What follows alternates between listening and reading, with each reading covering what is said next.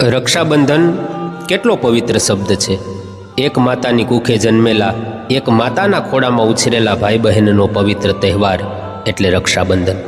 બહેન પોતાના ભાઈને રક્ષાસૂત્ર બાંધીને આજીવન એના પ્રેમના બંધનમાં બાંધી લે છે।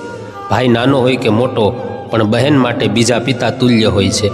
માતા પિતા તો આજીવન નથી રહેતા, પણ ભાઈથી જ બહેનનું પિયર જીવતું હોય છે। બહેન ભાઈ માટે માતાનો પડછાયો છે, જે એક માતાની જેમ હંમેશા ભાઈની ચિંતા કરે છે। બહેન રાખડી બાંધીને હકથી એટલે પૈસા માગે છે કે તે નથી ઈચ્છતી કે રાખડીનું ઋણ એ મારા ભાઈ ઉપર ચડે।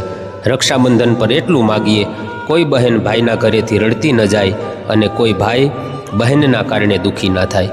ભાઈઓને વિનંતી કે રક્ષાબંધનના પવિત્ર દિવસે તમારા કરોડોના કામ મૂકી, તમારી કરોડોની સંપત્તિ એક બાજુ મૂકી અને તમારી બેન ગરીબ હોય કે અમીર હોય એની પાસે 1-2 કલાક પૂરતા જઈ આવજો, એના ખબર અંતર પૂછજો અને કહેજો કે બેન મૂંઝાતી નહીં હો, તારો ભાઈ હજી બેઠો છે। હરિ ઓમ।